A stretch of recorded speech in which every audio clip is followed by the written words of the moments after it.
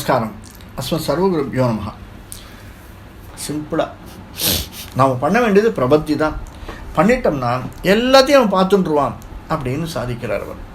அதனுடைய இந்த உலகத்தில் இருக்கக்கூடியது எல்லாமே இந்த பக்தி யோகத்தை பற்றி அடுத்த சொல்கிறார் பாருங்க. அவ்யக்தம் மார்கயந்த ஸ்ருதிபிரபி நயைஹி கேவலம் ஞானலுப்தா கிளிஷ்யந்தே ஈவ சித்திம் பகுதர ஜனுஷா அந்த ஏவாப்னுவந்தி தூரஸ்தः கர்மயோகே ஆபி ச பரமः ஃபலே நன்வயம் பக்தியோகः த்வாமூலாதேவ ஹ்ருத்யஸ்த்வரிதைமயி பகவத் பிராபகோ வர்த்ததாம் தே. கேவலம் ஞானத்தை மட்டும் விரும்புகிறவள், கேவலம் ஞானத்தை மட்டும் விரும்புகிறவள். சில பேருக்கு நினைப்பு என்னன்னா, நம்ம படித்து அறிவிருந்தால் நம்மளால் எதையுமே தெரிஞ்சிக்க முடியும். எதையுமே தெரிஞ்சிருந்தோம்னா எதை தெரிஞ்சுக்கணும்னு அவன் உபயோகிக்கிறான். எதை பண்ணிக்கலாம்? உபனிஷத்தை படிக்கலாம், மீமாம்சம் படிக்கலாம், நியாய மீமாம்சங்கள் இதை படிச்சுக்கலாம். மீமாம்சத்தை படித்து பரபிரம்மத்தை விசாரம் பண்ணி கொண்டு இருக்கலாம் அப்படின்னு சில பேர் நினைக்கிறாளே கிருஷ்ணா. அதெல்லாம் நடந்துருமா? நடக்காது. அதெல்லாம் ரொம்ப கஷ்டப்படுறாவா.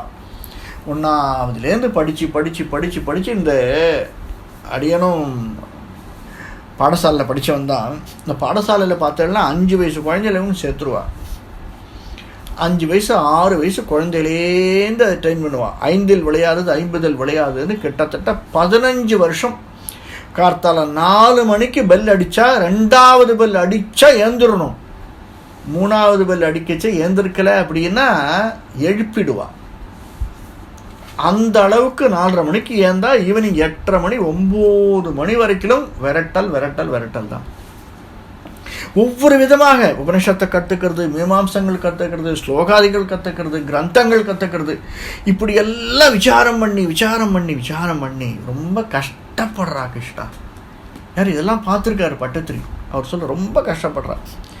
அப்படி இருந்துமே பல ஜன்மம் எடுக்கிறா. எது? பகுத ரஜுதாம், பல ஜன்மம். பகுத ரஜ நுஷாம், பல ஜன்மங்கள் எடுக்கிறா. கடைசியில் மோட்சத்தை அனுபவிக்கிறா. இல்லைன்னு நான் சொல்லலை. ஏன்னா கொஞ்சம் கொஞ்சமாக முன்னேற்றம் அவர்களுக்கு. கடைசியில் மோட்சத்தை அனுபவிக்கிறார். கர்மயோகமும் பரமபுருஷார்த்தமான மோட்சத்திலேயே ஸ்வர்கலோகம் முதலிய எல்லாவற்றையும் அனுபவிக்கிறதெல்லாம் ரொம்ப தூரம் இருக்கே கிருஷ்ணா, இல்லையா? நான் பார்த்துட்டு இருக்கேனே. சின்ன வயசுலேருந்து நானும் எத்தனை ஆச்சாரியன்கிட்ட எவ்வளோ கிரந்தங்கள் கற்றுட்டுருக்கேன். ஏதாவது இந்த வாத்தரோகத்தை நிவர்த்தி பண்ண முடிஞ்சுதா? அத்தனை கிரந்தங்கள் கற்றுன்றோம், முடியலையே கிருஷ்ணா. அதெல்லாம் ரொம்ப தூரத்தில் இருக்குது. ஹே ஈஷா. ஆனால் ஆதி மூலமே மனதை கவரக்கூடியது எது, என்ன விரைவாக தங்களை அடையக்கூடியது எது அப்படின்னா பக்தி ஒன்று தான் அப்படிங்கிறார். அயம் பக்தியோகா து மே வர்ததாம். பக்தியோகம் மட்டும்தான் எனக்கு விருத்தியை கொடுக்கிறது, அது மட்டும்தான் என்னை அடைவிக்கிறது அப்படின்னு திருஷ்டாந்தமாக நம்புகிறார் அவர். அடுத்தது இன்னும் கொஞ்சம் விவரணமாக சொல்கிறார். அடுத்த பாசுரத்தை பார்த்துட்டு இதுக்கு பகவத்கீதையில் என்ன சொல்கிறார் பகவான் அப்படிங்கிறத பார்க்கலாம்.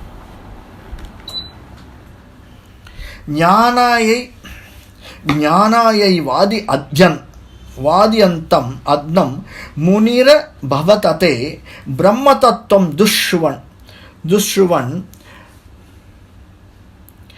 காடம் தத்பாத பக்திம் சரணமயதி யஸ்தஸ்ய முக்திஹ கராக்ரே त्वध्याने बोह तुल्य पुनर सुख रता चित्त सांचल्य हेतोः अभ्यासातास शक्यं तदपि वशयितुं त्वत्कृपा चारुताभ्याम.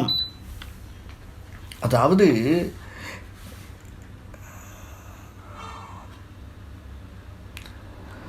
வியாச முனிவர் இருக்கார் இல்லையா, வியாசர் எல்லாத்தையும் புராணங்கள் படைச்சதெல்லாம் அவர் தான். மகாபாரதம் எழுதினதும் வியாசர் தான். 18 புராணங்களில் மேஜர் புராணங்கள் படைத்ததும் வியாசர் தான். அந்த வியாசர் கேவல ஞானத்தை மட்டுமாக கிரந்தங்களை படித்து பிரயத்தனப்படுறது.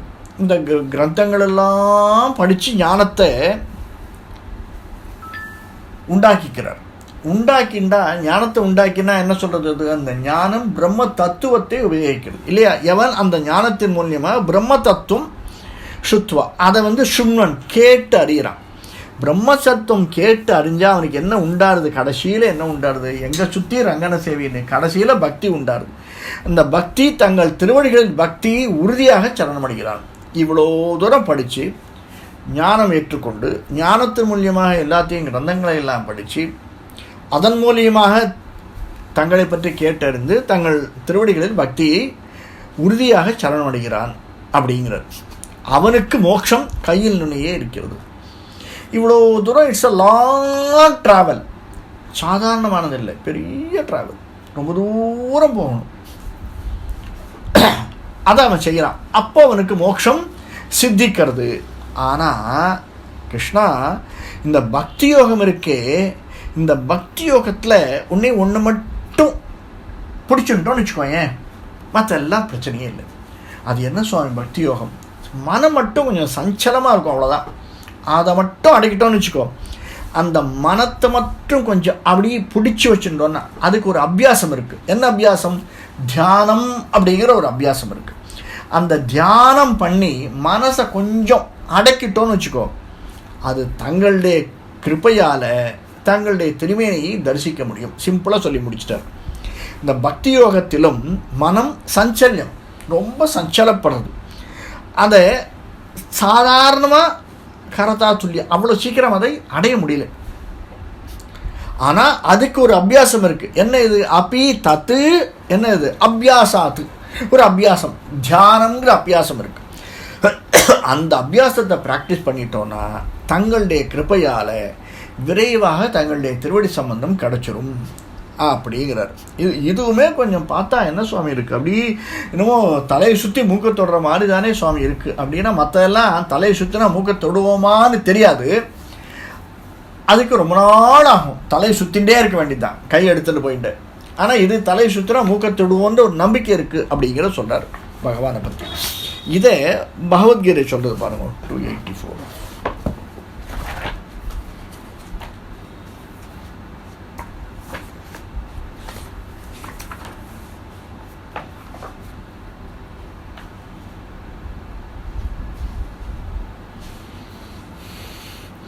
ஏது தர்மியாம் அமிர்ததம் யோக்தம் பரியுபாசதே ஸ்ரத்ததானாம் அத் பரமா பக்தாஸ்தேது இவ மே பிரியா. எல்லாத்தையும் விட என்னையே பிராபியமாக கொண்டு தர்ம நெறியிலேன்னு வீழாமல் அப்படி இப்படி டிவியேட்டே பண்ணி போகாமல் இதம் இந்த பக்தி யோகத்தை அனுஷ்டித்தினா அந்த பக்தர்கள் தான் எனக்கு ரொம்ப பிரியமானவர். எப்படி சொல்லி சிம்பிளாக முடிச்சுட்டார் பாருங்கள் பெருமாள். அதைத்தான் இவர் கொஞ்சம் எக்ஸ்பிளைன் பண்ணி சொல்கிறார் நம்மகிட்ட பட்டத்திரி. இதில் இன்னொரு இடத்துல ஒரு விஷயம் சொல்கிறார், ரொம்ப ஆச்சரியமான ஒரு விஷயம்.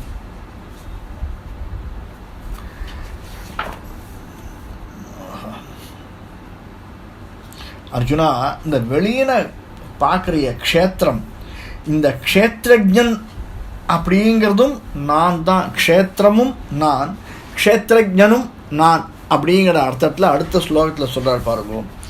நிர்விண்ண கர்ம மார்க்கே கலு விஷமதமே தொத்கதாதௌ ஷகாட்டம் ஜாதஸ்ரத்தோபி காமானயி புவனபதே நைவஸ் நோமி ஹாத்தும் தத்பூயோ நிச்சயேன த்வயி நிஹிதமனா தோஷபுத்யா பஜம்ஸ்தான் புஷ்ணீயாம் பக்திமேவ த்வயி ஹிருதய கதே மங்ஷு நங்ஷந்தி சங்காஹ.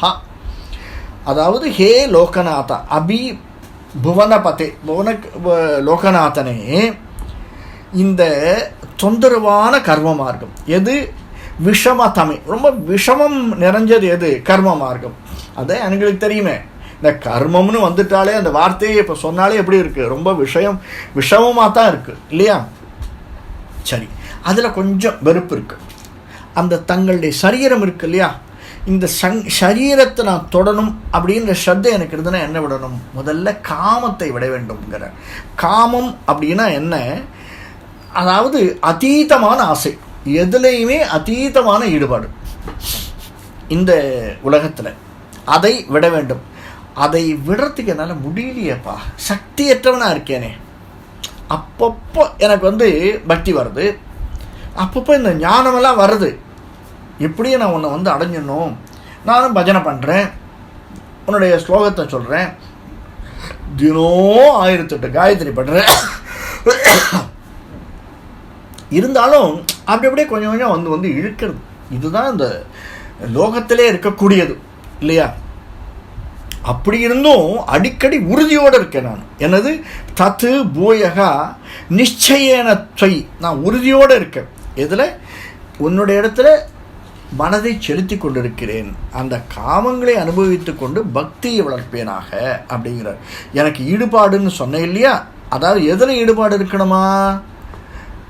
ரொம்ப ஈடுபாடு அதிகமாக இருக்குது இந்த லோகத்துலன்னே, அந்த ஈடுபாட்டுக்குள்ளே தான் ஒன்றே ஒன்று இருக்குது, பக்தியும். பக்திங்கிற ஒரு தான் ஈடுபாட்டை அதிகமாக நான் டைவர்ட் பண்ணிட்டேன்.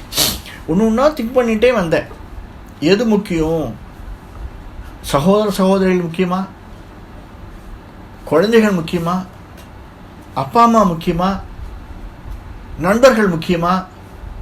இல்லை எனக்கு வழிகாட்டி கொடுத்த ஆச்சாரியன் முக்கியமா? இதெல்லாத்தையும் விட நீ தான் எனக்கு முக்கியம்னு நான் உணர்ந்துட்டேன். இதெல்லாம் கரெக்ட், எல்லாம் டிவியேஷன், டைவர்ஷன். கடைசியில் அந்த பக்திங்கிற ஒன்றை நான் வளர்ந்துட்டேன். அப்போ பக்தி வளர்ந்துருத்துன்னா என்னமாயிடும்? தங்களிடம் இருக்கக்கூடிய ஈடுபாடு அதிகமாகிடும். இந்த இருக்கக்கூடிய விஷயங்கள், பற்றுதல்கள் இருக்குல்ல, அதெல்லாம் நாசமாயிடும் அப்படின்னு சாதிக்கிறார்.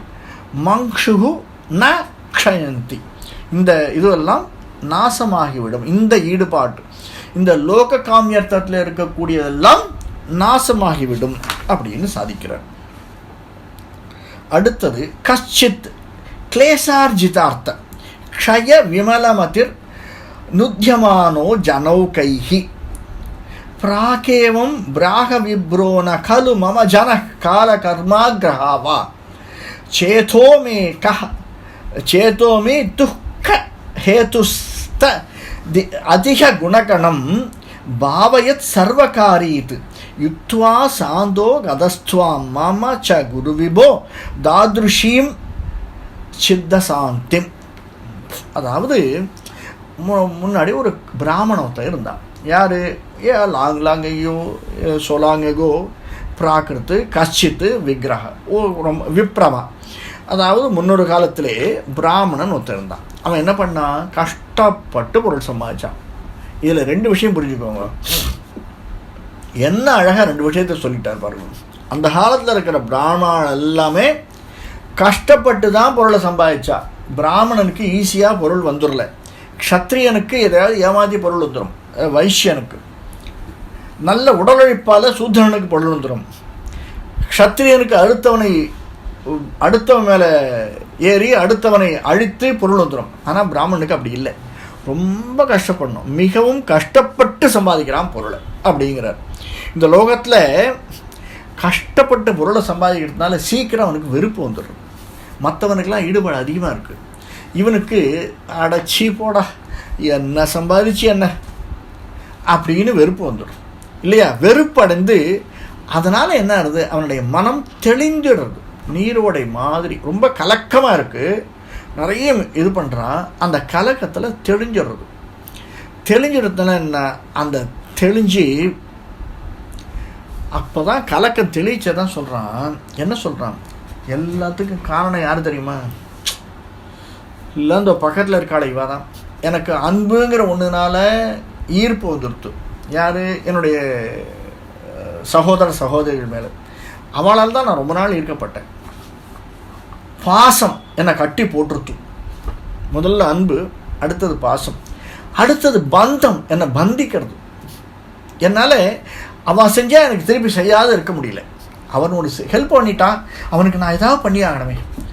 எனக்கு இந்த இடத்துல ஒரு நல்ல வேலை வாங்கி கொடுத்துருக்கான், அவனுக்கு நான் ஏதாவது பண்ணி ஆகணுமே. பந்தம். அம்மா அப்பாவுக்கு குழந்தைகள் செய்கிறது பாசம் இல்லையா? எனக்கு பந்தம் வந்துடுத்து. இதெல்லாமே என்னை அப்படியே 4 பக்கமும் இழுக்கிறதுன்னு நான் நினச்சிட்டு இருக்கேன். ஆனால் இல்லை, ஜனங்களால் துன்புறுத்தப்பட்டு பின்னாடி இருக்கிற மாதிரி சொல்கிறான்னா, நிச்சயமாக இந்த துக்கத்துக்கு காரணம் என்ன தெரியுமா? சுற்றி இருக்கிற ஜனங்கள் காரணம் இல்லை, என்னுடைய காலம் காரணம் இல்லை. நேற்று நான் அப்படி பண்ணினேனே, ஒருவேளை அதனால் இன்னைக்கு இந்த மாதிரி இடிப்படுறதும், நேற்று கடன்னு ஏறினேனே, அந்த சைக்கிளை 8 உதக்கிச்சே கொஞ்சம் ஆக்ரோஷத்தில் உடைச்சேனே, அதில் அடிபட்டுருத்தேன், அந்த சைக்கிள் இந்த வண்டியில் வந்து ரிவர்ஸ் அடிச்சுடுத்தேன், அதனால் எனக்கு வலிக்கிறதோ? அதனாலாம் இல்லை. நான் பூர்வீகமாக செஞ்ச கர்மாவோ? அதனாலலாம் இல்லை. இந்த கர்மாவினால் விளைந்த என்னுடைய கிரகச்சாரமோ, நவகிரகத்தில் என்னுடைய ஜாதக கட்டத்தில் செவ்வாய் அஷ்டமத்தில் சனி உட்காந்துருக்கான், பஞ்சமத்தில் செவ்வாய் உட்காந்துருக்கான், அதனால் காரணமோ? ஆச்சாச்சா, அதெல்லாம் இல்லை. இப்படி தன்னைத்தானே தேத்திக்கிறானா அந்த பிராமணன். எந்த பிராமணன் பொருள் சம்பாதிக்கணும்னு நினச்சான் இல்லையா, அந்த பிராமணன் கஷ்டப்பட்டு பொருள் சம்பாதிக்கிறானே அந்த பிராமணன் கடைசியில் சொல்கிறானா, மனது தான் என்னை வருத்தத்துக்கு காரணம், மனசை நான் கிளியராக வச்சுக்கணும் சுவாமி, எதுவுமே என்னை வந்து பாதிக்கக்கூடாது. இதில் 2 விஷயம் இருக்குது. அவர் சொல்கிறார் பாருங்க, ஜனஹா கால கர்ம பிராமணா வானா. இதில் காலமா கர்மமா ஜனங்களா கிரகங்களா எதுவும் கிடையாது. சேத்தகா மே, இது எல்லாமே சேத்தஸ், மனசு தான் காரணம். எனக்கு கிளியராக தெரியணும் சுவாமி. இந்த தசாவதாரம்னு ஒரு படம் பார்த்துருப்பேன், எல்லாரும் பார்த்துருப்போம்னு நினைக்கிறேன், கமலஹாசனுடைய படம். அந்த படத்தில் கமலஹாசனும் ஒரு வைஷ்ணவ பக்தியுடையவனாக இருப்பான். கடைசி இதில் அவன் இறக்கும்போது அவனுடைய மனைவி தன்னுடைய திருமங்கலத்தை அவுத்து அந்த வில்லன் மேலே, ஐ திங்க் ஒரு நெப்போலியன் அந்த யானை மேலே இருப்பான், அவன் மேலே தூக்கி கடாசுவோம். அவன் மேலே கடாசச்சே அந்த மாங்கல்யமானது கொஞ்சம் அப்படி டிவைட் பண்ணிப்பான், அது கீழே போயிடும். அது எங்கே போய் விழுதுன்னு படத்தில் காமிப்பான். அதே மாதிரி இருக்கணும் சுவாமி. நான் எதுவும் பண்ணலை, நான் பண்ணது எல்லாமே அவன் பண்ண வச்ச கர்மாக்கள். நான் ஜஸ்ட் ஒரு ஜடம், நான் ஒரு பொருள், அதற்கு ஆகினவன் நான் கொஞ்சம் இது நான் இல்லை, என்னில் இல்லை அப்படின்னு நான் ஒதுங்கிட்டேன்னா, இந்த ஆத்மா செய்யலை அப்படின்னு நான் நினச்சி ஒதுங்கிட்டேன்னா அது எங்கே போகுமோ அங்கே போயிடும். கர்த்திருவம், அதாவது இதையெல்லாம் இந்த ஆத்மாதான் காரணம், வருத்தத்திற்கு எதுவுமே மனசு தான் காரணம். நான் நன்னா இருக்கணும்னு நினச்சா எதுவும் என்னை பாதிக்காது. உதாரணத்துக்கு நினச்சி பாருங்கோ, ஒரு பெரிய ஓட்டை இருக்குது, ஹோல் இருக்குன்னா ஒரு பந்து அடித்தால்னா ஹோல், அந்த பந்து உள்ளுக்குள்ளே போயிடும். செவுத்தில் அடித்தால்னா என்ன ஆகும், அந்த பந்து திரும்பி வந்துடும். இது மனம் அப்படிங்கிறது அப்படி தான். எதிர்வரக்கூடிய அத்தனை நல்லது கெட்டது எல்லாமே இங்கே பகவான் இருக்கான்னு நான் நினச்சேன், நான் ஒன்றுமே பண்ணலைன்னா திரும்பி போயிடும். எல்லாமே நான் தானே அப்படின்னா எல்லாம் எடுத்துடுறோம். நேற்று நான் செஞ்சேனே அது காரணமோ, போன பிரிவில் செஞ்சுருப்பேனோ, சின்ன வயசில் யாருக்காவது ஏதாவது கெடுதல் பண்ணிருப்பேனோ, இப்படியெல்லாம் நினச்சிருந்தா நான் தான் காரணம். இந்த மனது தான் காரணம். மனதை தூய்மையாக வைத்துக் கொள்ளுங்கள். எல்லாவற்றையும் செய்கிறது எது? எல்லாத்தையும் பிரபுவே எனக்கு கடைசியில் அந்த மனசாந்தியை கொடு. எல்லாம் ரைட்டு, எனக்கு என்ன வேணும்? மனசாந்தி வேணும். இந்த மனசாந்தி தான் எனக்கு வேண்டும் அப்படின்னு பிரார்த்திக்கிறார் நாராயண பட்டத்திரி. இப்படிப்பட்ட மனசாந்தியோடு இருக்கிற ஒரு அரசன், புரூரவஸ் அப்படிங்கிற ஒரு அரசன்,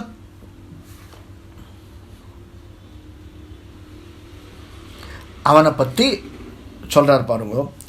ஜலஹ பிராகுர்வசீம் பிரத்யதி விவசமனா சேவமானசிரம் தாம் காட்டம் நிர்வித்ய பூயோ இவதி சுகமிதம் க்ஷுத்ரமேவாதி காயன் त्वद्भक्तिं प्राप्य पूर्ण सुख धर्मशरत् तत्वदुध्यात शंकम भक्त उत्तमसम क्रिया मां भवनपुरपते हंतिमेर उन्तिरोगान. प्राकेषु முன்னொரு காலத்தில் ஏலக பிராக்கே ஐலக ஐல பிராகுர்வர்ஷீம் ஐலக பிராகுர். முன்னொரு காலத்தில் புரூரவஸ் அப்படின்னு ஒரு அரசன் இருந்தான். அவன் ஊர்வசியை பற்றி கேட்டு ரொம்ப பரவசமாயிட்டான். ஆனால் இந்த ஊர்வசி தான் கூட இருக்கணும் அப்படின்னு தவம் பண்ணி, இதே தவத்தால் தானே விஸ்வாமித்திரர் அழிஞ்சார். ஊர்வசி கூட இருக்கணும் அப்படின்னு அவளை அனுபவித்து ரொம்ப காலம் கழித்து தான் வேஸ்ட்டு, நாம் எவ்வளோ நாளை வேஸ்ட் பண்ணிட்டோம், இந்த சுகம் ஒன்றுமே இல்லையே, பகவானை அடையிறது தானே சுகம் அப்படின்னு தெரிஞ்சுட்டானே கிருஷ்ணா. அதுக்கு அவனுக்கு ரொம்ப நாளாக எடுத்து. இந்த ஸ்திரீ சுகம் அப்படிங்கிறது ரொம்ப துச்சமானது. அதனால் எது முக்கியமானது? தங்களிடம் ஏற்படக்கூடிய பக்தி தான் முக்கியமானது. பூர்ண மனோரதமான பக்தி, பூர்ணா பக்தி. அந்த பக்தி வெகு சுகமாக சஞ்சரித்தான். அந்த பக்திங்கிறது வந்த உடனே அவனுக்கு ஒரு நிம்மதிங்கிறது வந்துடுத்து. அது வரைக்கும் என்னமோ ஒரு பாரம் கூடவே இருக்கிற மாதிரி இருந்துதான் அந்த அரசனுக்கு. அதை விட்டுட்டு இந்த சுகம் வெறும் பாரம் தான் அவனுக்கு தெரிஞ்சு பக்தி ஒன்று தான் புரிஞ்சுட்டான். பத்தியா, ஹே குருவாயிருப்பா, அதுபோல எனக்கும் இங்கே இருக்க எல்லோருக்கும் பற்றுதலை அப்படியே விலக்கி உன்னுடைய பக்தர்களில் சிறந்தவனாக செய். எப்படி கேட்குறார் அவர்? பக்த உத்தம் சேக்கியா, என்னை பக்தர்களுள் உத்தமனாகி கொடு, பக்தர்களுள் உத்தமனாக்கி கிரியாக, உத்தமனாக செய்து தருவாயா. அதுக்கு முதல்ல ஹந்தஹா மே ரோகானு ருந்தி, என்னுடைய இந்த வியாதியை வாதரோகத்தை போக்கிட்டேன் கிருஷ்ணா அப்படின்னு பிரார்த்திக்கிறார். நாமளும் பிரார்த்திப்போம். அடுத்தது அந்த பக்தியிலேயே சிறந்ததான பக்தி, அதனுடைய மார்க்கண்டேயனுடைய கதை. இந்த பக்தி பகவான் எப்படி பக்தி யோகத்தை சொல்கிறார் அப்படிங்கிறத பற்றி நாளைக்கு பார்க்கலாம். ஏன்னா நாளைக்கு நமக்கு இன்னையோட நேர்த்தியோட லாஸ்ட் வீக்கோட இது முடிஞ்சுடுத்து. 4000 ஜீவபிரபந்தம் முடிஞ்சுடுத்து. அவர் இந்த வாரம் எடுத்திருக்கார், நாளைக்கும் எடுப்பார் சுவாமி. அதனால் நாம் நாளைக்கும் ஸ்ரீமன் நாராயணியம் அனுபவிப்போம். 2-3 தசகங்கள் தான் இருக்குது. 97 முடிஞ்சுன்னா 3 தசகங்கள் தான். எவ்வளவு விரைவாக இந்த 3 தசகங்களையும் முடிக்க முடியும் அப்படின்ட்டு பகவானுடைய கிருப்பை இருக்குதுன்னு பார்த்துக்கலாம். கவிதார்க்கிக சிம்ஹாய கல்யாண குணசாலினே ஸ்ரீமதே வெங்கடேசாய வேதாந்த குரவே நமः. காயேன வாச்சா மனசேந்திரியர்வா புத்தியாத்மனாவா பிரகதே ஸ்வபாவாத் கரோமி யத்யத் சகலம் பரஸ்மை ஸ்ரீமன் நாராயண இதி சமர்ப்பயாமி. சர்வம் ஸ்ரீ கிருஷ்ணார்ப்பணமஸ்து.